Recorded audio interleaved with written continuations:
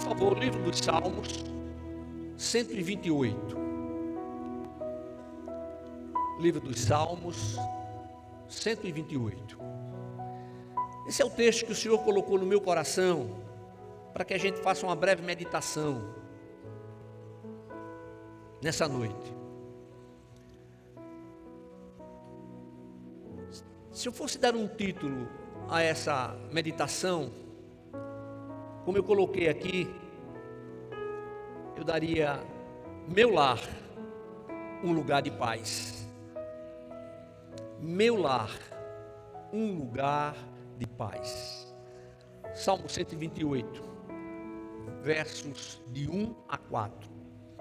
Bem-aventurado todo aquele que teme o Senhor e anda em seus caminhos, pois comerás do trabalho das tuas mãos, serás feliz e tudo te irá bem. Em tua casa, tua mulher será como a videira frutífera, e teus filhos como brotos de oliveira ao redor da tua mesa. Assim será o homem que teme o Senhor. Amém? Assim será o homem que teme o Senhor. Temer a Deus não é ter medo de Deus.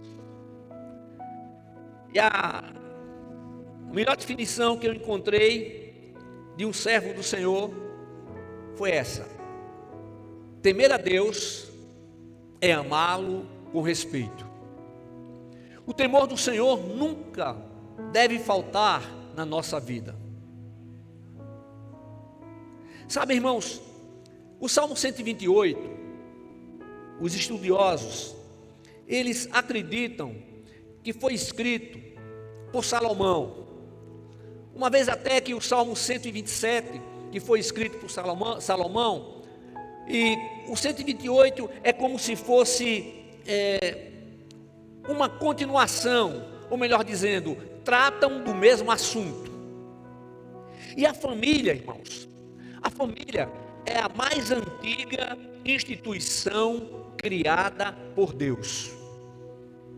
A família é a mais antiga instituição criada por Deus. Mesmo antes da igreja, o Senhor criou a família. E o casamento, conforme os preceitos bíblicos, ele ocorre entre um homem e uma mulher. E ali no Jardim do Éden, em determinado momento, Deus fez a seguinte declaração: não é bom que o homem viva só. Far-lhe-ei uma ajudadora que lhe seja idônea. Nos cursos para casais que a gente sempre dá aqui na igreja, a gente enfatiza que homem e mulher estão no mesmo patamar, o marido e mulher estão no mesmo patamar, com papéis específicos. O homem é o cabeça. E apesar de alguns dizerem que a mulher é o pescoço, eu não concordo, porque a cabeça gira para onde o pescoço manda. Então não é assim. O homem é o sacerdote, ele é o líder, ele não é o ditador, não é? Ele não é o ditador, mas ele é o sacerdote da sua casa. É o responsável pelo sustento, é o responsável pela ministração, muito embora por uma questão cultural até, quem sempre está ministrando em casa são as mulheres ministrando aos seus filhos, não é?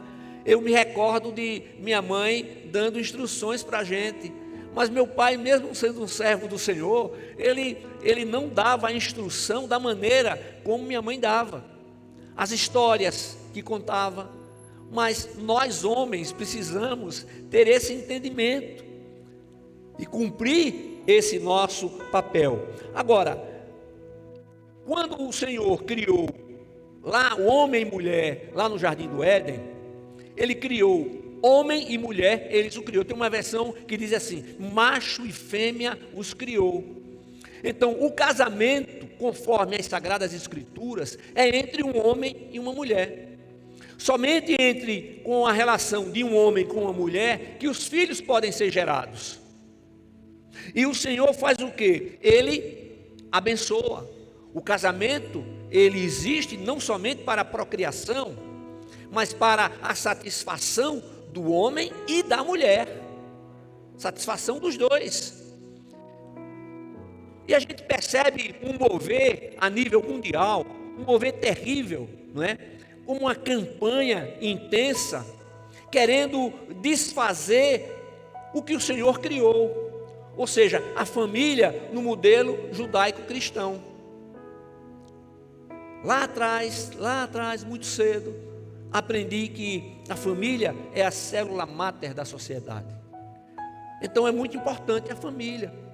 Se a família vai bem, a sociedade vai bem. Mas se a família está com problemas, a sociedade também estará com problemas. Meus amados irmãos, a gente vê a desconstrução que tem sido feita durante muitos anos, né? Durante os últimos anos, de uma forma terrível. Então, você vê o quê? A palavra ensina que deve haver o respeito entre pais e filhos, filhos e pais. Deve haver, então, não somente esse respeito, mas deve haver um entrosamento, usando uma linguagem nossa, onde os filhos e os pais tenham diálogos.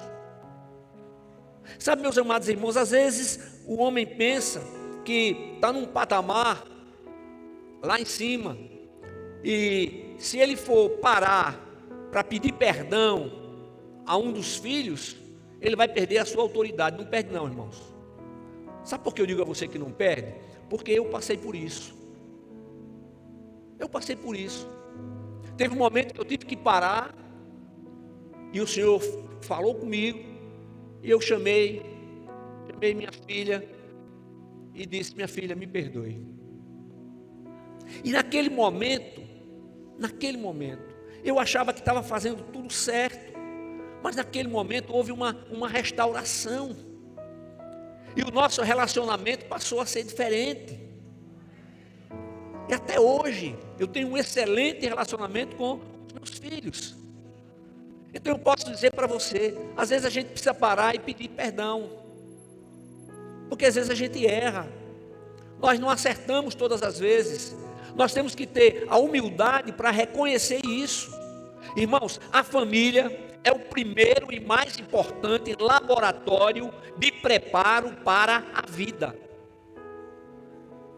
É a família. Quando a gente ama, a gente quer o melhor.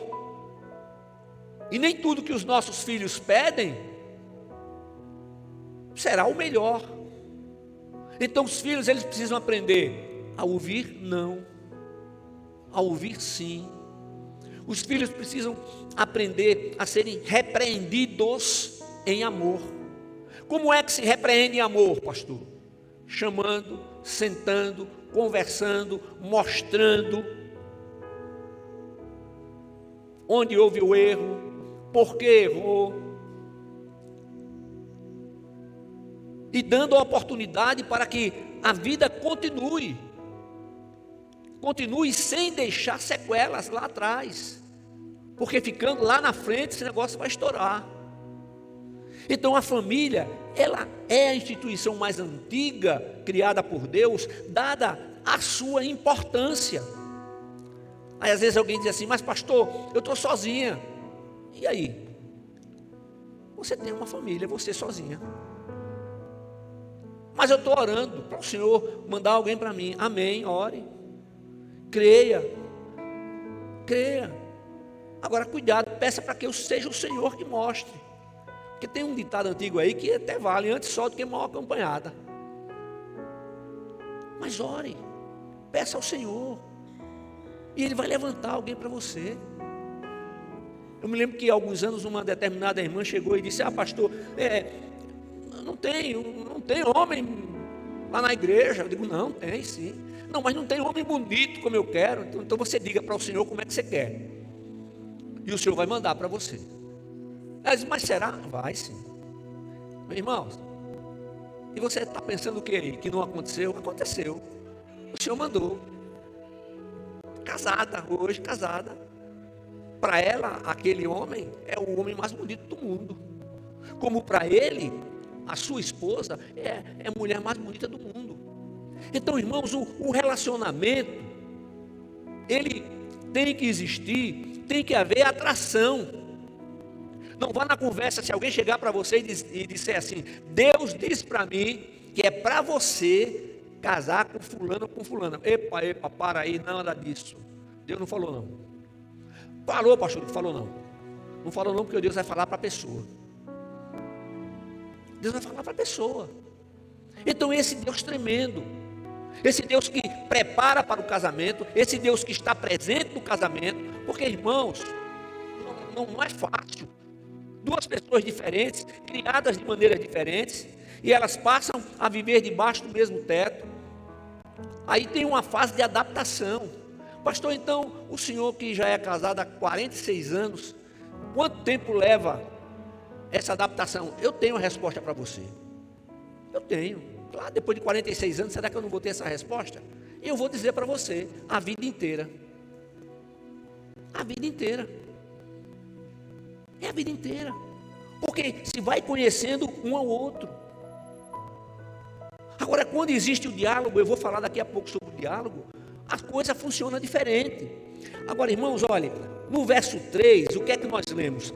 Em tua casa, tua mulher será como uma videira frutífera, e teus filhos como brotos de oliveira ao redor da tua mesa.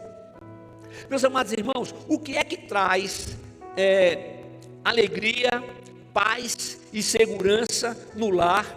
É a convivência na presença do Senhor. Casamento, festa bonita, muita gente, tal, aquele momento, tá, mas vai ter um momento e a vida no dia a dia. Ah, pastor, no meu casamento não vai ter rotina. Graças a Deus que você está dizendo que não vai ter.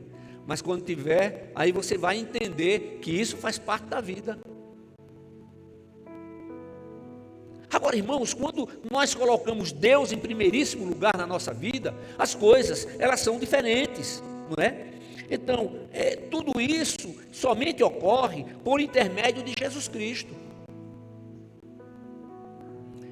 A determinação divina, irmãos, é de estar conosco todo o tempo. E assim ocorre com todos aqueles que já estão em Cristo Jesus. Foi o próprio Deus que resolveu. Foi o próprio Deus que resolveu habitar em todo aquele que reconhece a Jesus Cristo como seu Filho unigênito e o tem como Senhor e Salvador. Amém. Glórias a Jesus. Isso não nos faz melhores do que os outros. Não, irmãos. Nós não podemos achar que somos melhores do que os outros em nada. Não. Mesmo que, eu tenho dito o seguinte, a gente diverge de ideias, de atitudes, mas a gente não vai divergir das pessoas. Entendeu? Por que divergir das pessoas? Todos têm que ser bem tratados, nós temos que tratar todos muito bem, independentemente de como aquela pessoa viva, de como ela queira viver. Nós tratamos com respeito. Agora temos que ministrar a palavra.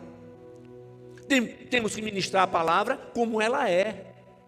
Porque o Senhor Jesus nos deu exemplo.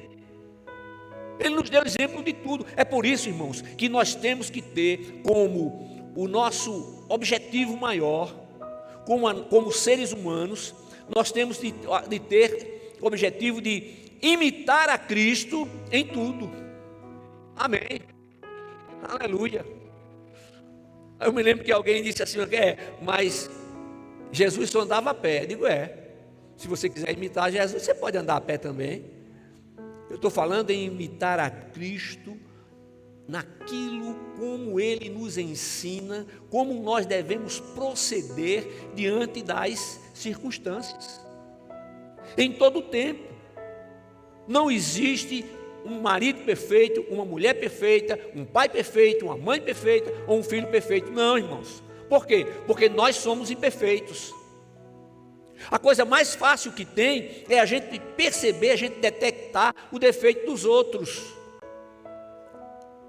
Mas começa a orar ao Senhor e diga: Senhor, me mostra os meus defeitos, para que eles sejam curados, para que eu seja curada. Eu quero que o Senhor trabalhe na minha vida, eu quero que o Senhor opere na minha vida. A perfeição, o absoluto, nós vamos ter quando chegarmos lá no céu, quando estivermos na presença do Senhor, amém? Então o Senhor resolveu habitar, porque o Espírito Santo é Deus, Deus habitando em nós. Por que é diferente, pastor? É diferente porque na presença do Senhor, quanto mais espaço a gente dá para Ele agir, Ele vai mudando a nossa maneira de pensar, a nossa maneira de falar, a nossa maneira de agir. Eu me lembro que eu fui, há alguns anos, eu fui em um determinado lugar, no escritório de uma pessoa que tinha declarado a Jesus como Senhor e Salvador, e ele continua como membro da igreja hoje. E quando eu cheguei lá, ele tinha no seu birô, e tinha uma bancada do lado, a parede toda, dobrava assim, cheio de imagens. Eu cheguei, sentei, conversamos sobre a palavra, orei e fui embora. Depois ele veio e disse: o que tocou em mim é que o Senhor não falou nada sobre as minhas imagens. Tem que falar, é o Espírito Santo que vai mostrar. É o Espírito Santo que vai mostrar que Deus, Ele não divide a sua glória com ninguém. É o Espírito de Deus que vai mostrar que só devemos nos prostrar diante dEle. Porque nós, seres humanos, muitas vezes a gente quer convencer as pessoas. Não, irmãos.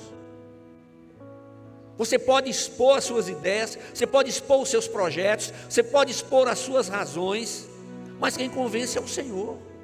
É o Espírito Santo aquele que convence o ser humano do pecado, da justiça e do juízo.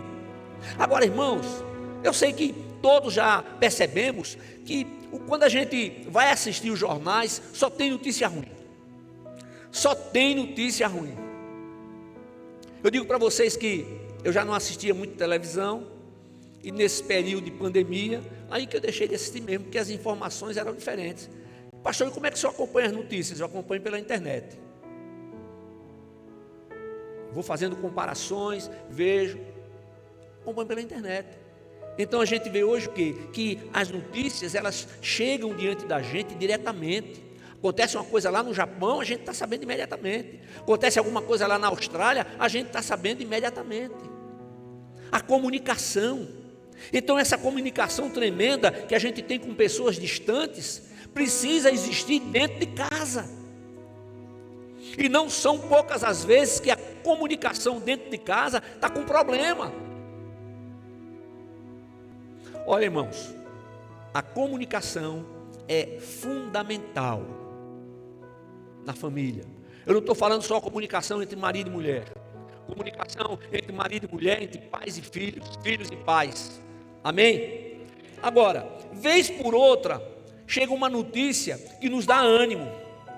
E o que é que a gente precisa? A gente precisa ter um lugar de paz, onde a gente possa chegar para descansar.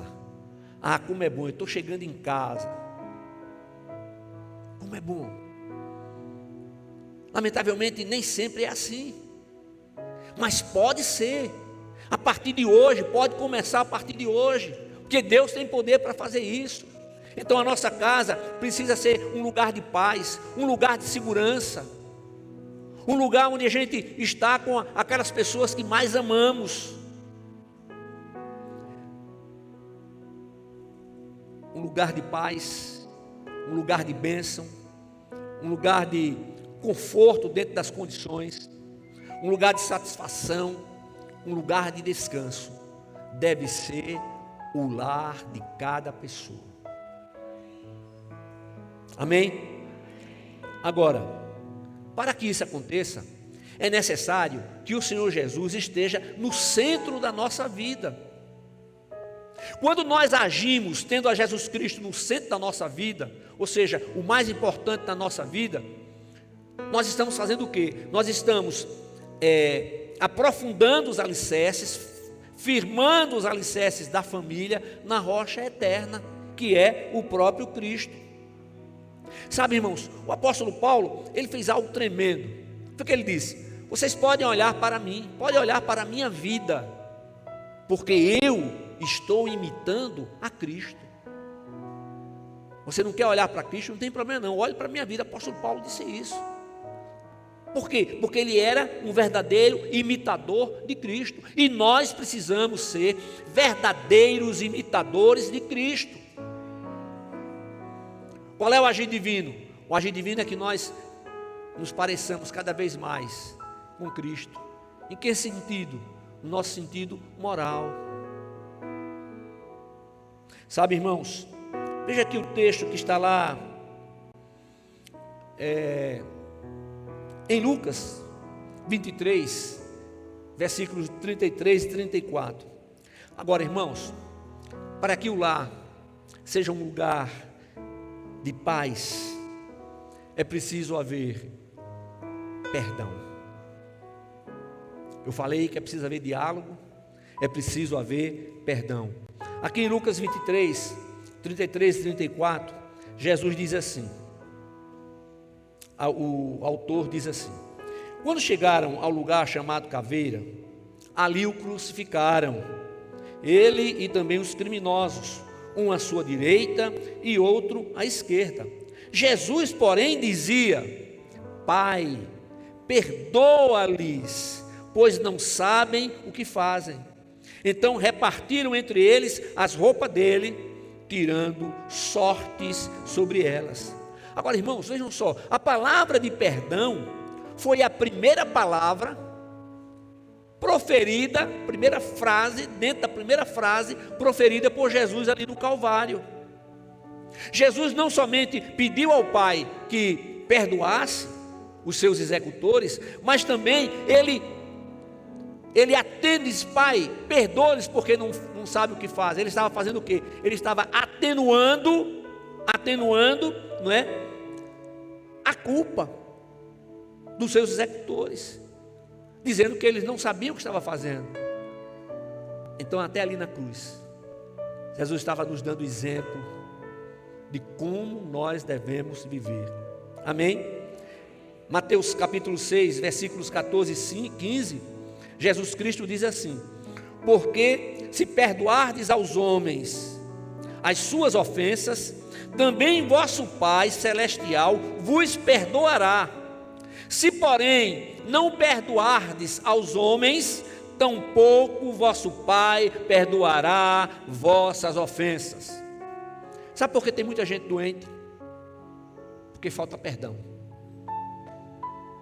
As doenças psicossomáticas têm aumentado aí. Falta perdão. Aí você diz assim: pastor, mas eu passei a vida inteira perdoando. Sim, aí. Quando o apóstolo perguntou ao Senhor quantas vezes devia perdoar, o Senhor disse: não 7 vezes, mas 70 vezes 7. Ou seja, vai perdoando, vai perdoando. Pastor, mas tem um ponto que chega um limite. Eu sei. Mas o que habita em nós não tem limites. É isso. Mas eu já dei muitas oportunidades. Faça o que a palavra diz. Não existe nada melhor do que viver conforme essa palavra. Agora, a dificuldade é com os filhos. Ore pelos filhos e apresente a sua vida. A dificuldade é com o cônjuge. Olhe pelo cônjuge e apresente a sua vida. Eu vou repetir o que eu disse agora há pouco. A convivência a dois não é fácil. Agora, convivência sem liberar perdão é sinônimo de não viver em paz. Eu não sei quem você tem para perdoar. Talvez você diga: não, eu tenho meus pais para perdoar. Perdoe. A minha experiência, todas as vezes que eu lembrava de alguma coisa, eu falava: Senhor, perdoa fulano de tal, eu perdoo a Beltrano de tal. Como é que eu posso chegar aqui e pregar para vocês sobre perdão, se eu não perdoar, gente? E eu vim de uma família que o negócio não era fácil não, tanto da parte de minha mãe como da parte de meu pai. Mas o Senhor mudou a vida dos dois. E como servos do Senhor, eles nos criaram no caminho do Senhor. É por isso que todos nós, todos os quatro, estamos firmados em Cristo. Estamos aqui nessa igreja, glorificando e exaltando ao nome de Jesus. É isso, irmãos. Agora, a terceira condição para que o lar seja um lugar de paz, eu coloquei aqui: pratique o amor. Praticar o amor. Glórias a Jesus. De que forma, pastor? Isso envolve a maneira como você trata um ao outro. Pastor, mas se eu sou tratado com grossura, eu também respondo à altura. Mas a Bíblia diz que a palavra branda desvia o furor, e a palavra dura suscita a ira. E aí?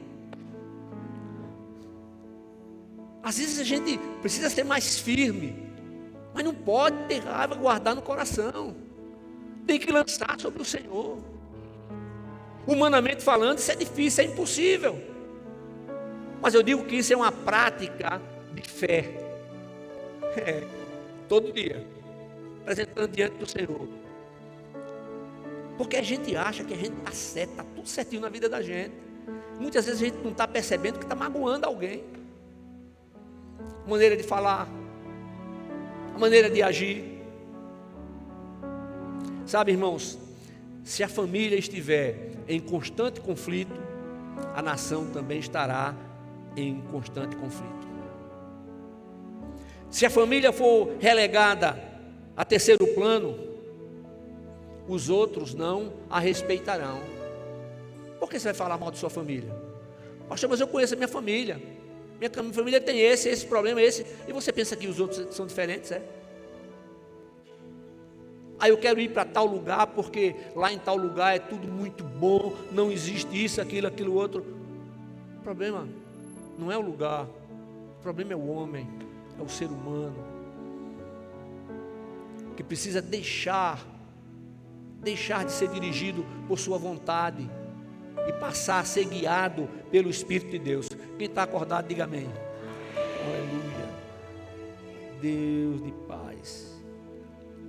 Então Deus dotou o ser humano com o poder de comunicação, com o poder de amar, com o poder de perdoar, com o poder de honrá-lo com respeito.